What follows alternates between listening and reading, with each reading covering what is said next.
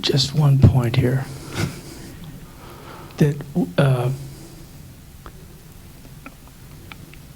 the gap of deep sleep is noted or known by virtue of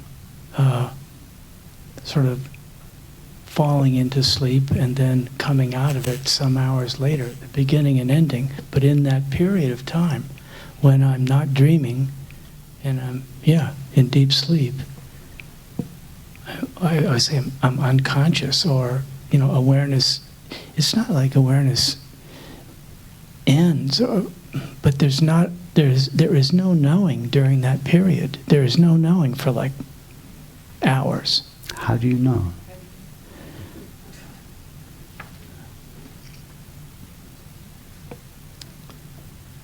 Well, I guess I rely upon memory. But that is quite a different matter. You're relying on memory means the mind. So when the mind wakes up in the morning, you're relying on the mind to tell you about an experience during which it was not present. What on earth can the mind know about an experience where it was not present? So it's the mind that wasn't present, but not awareness that wasn't present? Yes, the mind is not present. Every time a thought comes to an end, in fact, there is no such thing as a mind. There's just the current thought. Right. And every time a thought comes to an end, what we call the mind comes to an end. And that's all there is to the mind, is thoughts and images. There isn't a collection, a bag full of. It's just the current thought.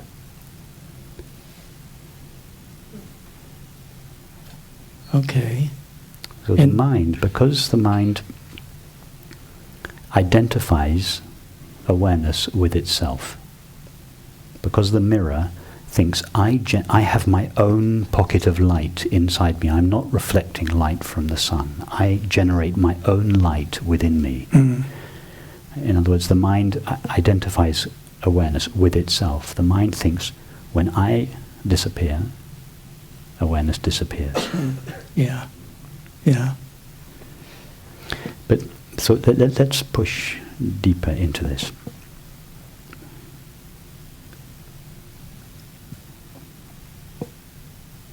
What is your experience of time?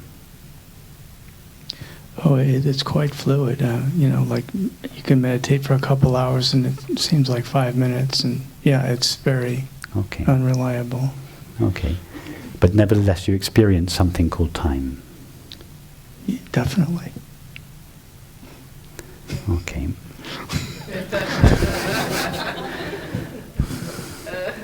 So, can we agree on a definition of time as the duration between two events?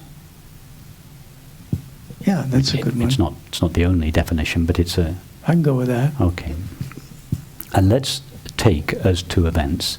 It could be two events in the past, an event in the past and an event in the future. It could be an event in the past and now. So let's just take the current event as one of the points, and let's take an event such as a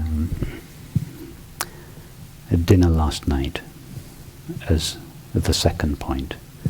And time is the duration that we measure between these 2 points, now and dinner last night. Okay. So now we've no doubt that now is present. Now this point, one of the points is very obvious. Now, where is dinner last night? Because in order to measure time, we have to find this second event. When you say where, in terms of... In terms of experience. How do I know it occurred? Or? No, just in terms of experience. We've got to measure the distance between these two events. So first of all, we need to find the event in order to be able to measure the distance between them. How about 6 o'clock Saturday night? Well, but where is that now? It's back there. It's in memory. And when does memory take place? Now. So memory is an image. So that is the current event. Okay, that's one event. The current image. That's one event. But we don't want the current event. We want another event that we're going to measure the distance between them. So we're not looking for the memory of last night's dinner, we're looking for last night's dinner. Return to that experience? Can you return to that experience? No, it's over. It was delicious. It's over. Right. I get how, it all arises now. I mean, I'm good on that one, but... Well, you said, and you were very emphatic about it, you said for absolute definite, I experience time. Yeah. So what I'm trying now to find out really whether we do definitely experience time. So another way another obvious way to try would be to step out of the now, because time means the past and the future. You can't have time without a past and a future. So if we experience time, we must experience a past and a future. Yeah? Okay, now try and experience the past now. Step out, which means stepping out of the now, obviously, because the now is neither past nor future. So now just try stepping out of the now, maybe just a couple of seconds into the past or into the future. Can you go there? No. Have you ever experienced the past or the future? No. Could you ever experience a past or a future? As present experience? Well, what other kind of experience is there other than present experience? That would be a no. So you've never experienced the past or the future, and yet you're absolutely certain that you experience time. But wait a minute. I mean, I get where knowing occurs. It only occurs now. I get that. But, I got 65 years on me here. Yeah. What is 65 years old? The current sensation, the current perception, or the current thought? You have no other experience of the body, the mind, or the world other than the current thought, sensation, or perception. 65 years old, the current perception, the current sensation. No, well, I don't feel that old, but... Okay. No, but that's a very good question. Why don't you feel that old? Isn't it everybody's experience? Yeah. When we get over a certain age, you have... It stopped at about 20. Yeah, but this is very common. Not people that are spiritually inclined. Everyone says after they get to a certain age, they say, I don't really feel I'm aging. I just don't feel that I'm 70 years old. That comes from a deep intuition. They're onto something.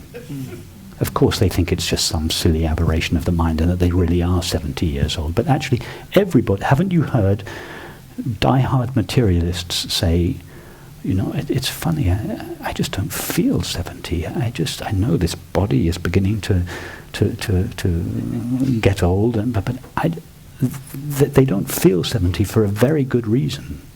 It comes from a deep intuition that what they are is not 70. Anyway, that's let's be more scientific and experiential. And so, go back to: have you ever experienced time? The passage of time, or it's something that.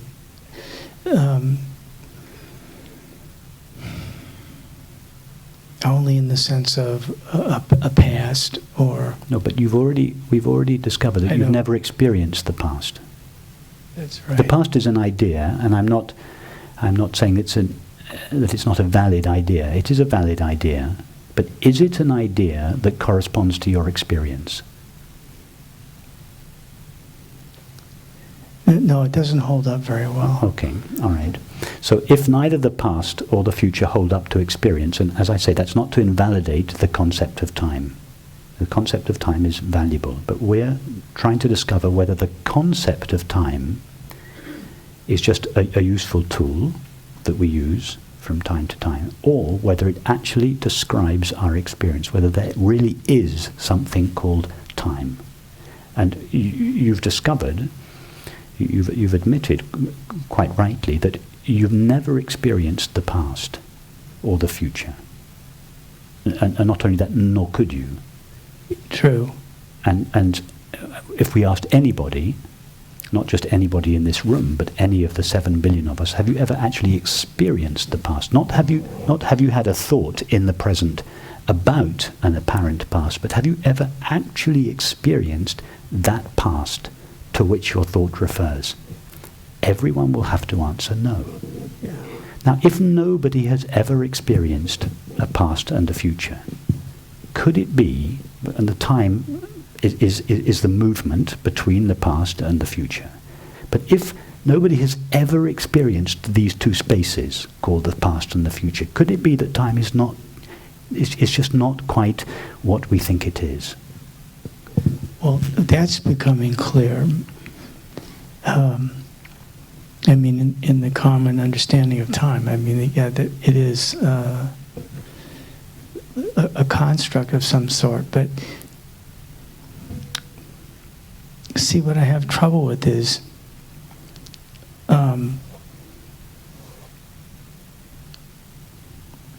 there's, I mean, just the beginning of this conversation some minutes ago, and this, my words right now, being with you right here, there's been the passage of time. I mean, that's just what we call it, the passage of time. We're being real present here, Rupert, you and me. But Okay. There's been the passage of time. I mean, I don't want to get caught up on definitions or caught on the horns of language again. But No, but this is not about language. Okay. It's not about language. Let me just give you another model as a possibility. That we're not moving along, that time is not cast in stone out there in the universe, and that we are moving along this line of time. That's the conventional model that we all think, or many of us think we experience. Well, let me give you an alternative model. That in just the same way that this is always the same space, yes? Our meetings take place always in the same space. The space is not going anywhere. We come in and out of it, but the space is always the same. Mm. We think that our meetings take place at a different time, but always in the same place. Yes? They take place at 24-hour intervals. Each meeting takes place at a different time, but they all take place in the same place. Yeah? What about if time was like space in that respect? That the now was like space, but without the 3 dimensions. In other words, that the now is the only now there is, and that like space, it's not going anywhere. And that instead of time being spread out in one long line from the infinite past to the infinite future, and we move along a little segment of it, what about if time was ever present? In other words, what about if there isn't really time? There is eternity, which means not the everlasting now, the ever present now. This, the only now there ever is.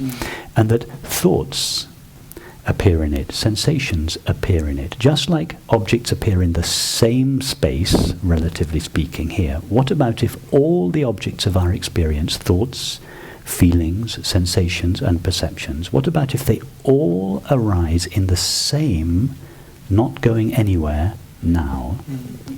And that a thought then arises, collates all these different experiences, remembers them, and in order to house them all, imagines a line of time in which it can place all these objects, and with that creates the idea of linear time. But actually, experience doesn't appear in linear time. All experience appears now. And if I were to ask you, is the now moving along a line of time? I mean, how fast exactly is the now going in your experience? It's motionless. It's perfect. It's motionless. It's not going anywhere. It's not moving from the past over there at a certain speed to a future over there. It's motionless. In other words, it's ever present. This, the only now there is. And everything appears in that. And it's only a thought. Because thought cannot see the ever-present now, which is awareness, it has to manufacture. In other words, thought can't see the space of the now in which experience arises, because it's invisible to thought. So thought thinks, objects are coming and going. They must come and go in something.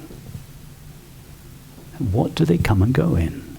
Well, I look around. I, thought, looks around. I can't find the now anywhere. I can't find awareness anywhere. I know. I'll make up this substance called time. As soon as I make up this substance called time, then I can populate it with all these events. So time is what eternity looks like when viewed by the mind. Oh, that's brilliant, yeah. Let's write that down, somebody.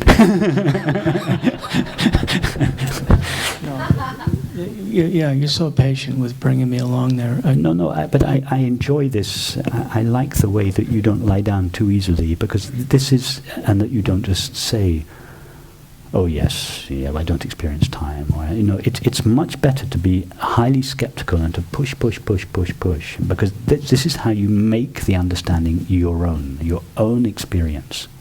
What I say means nothing. Yeah, but I follow you to my own understanding. I do. So what about death? We're back at death. Okay, so now, having understood that time is a valuable concept, but not one that relates to our experience. Our actual experience is of the ever-present now. So now, what? Think again now of the moment of. In other words, time is created by thought. Yes. Time is what eternity looks like when it's filtered through the mind, filtered through thought. So now look again at let's take to begin with the experience of falling asleep and waking up, which thought says one takes place 6 hours after the other. But now thought isn't present in the gap to manufacture time. Yeah? So isn't it your actual experience that the moment of falling asleep and the moment of waking up happen not 6 hours apart, but this far apart? Right. You fall asleep and you wake up. They're the same. There's no gap of time between them. Why? Because thought is not there. And as soon as thought vanishes, time vanishes. In other words, deep sleep doesn't take place in time. Nothing takes place in time. And now, expand that. You've got midnight and 6 o'clock in the morning. Just go back in both directions to birth and death.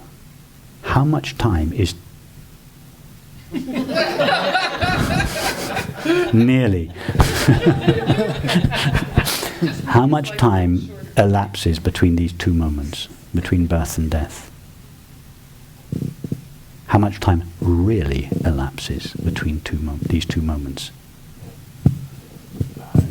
I'm afraid my head's going to explode here. Yeah, no, but you're right. Your head's going to explode because you're right. Thought can't go there because these two experiences don't take place in two different times.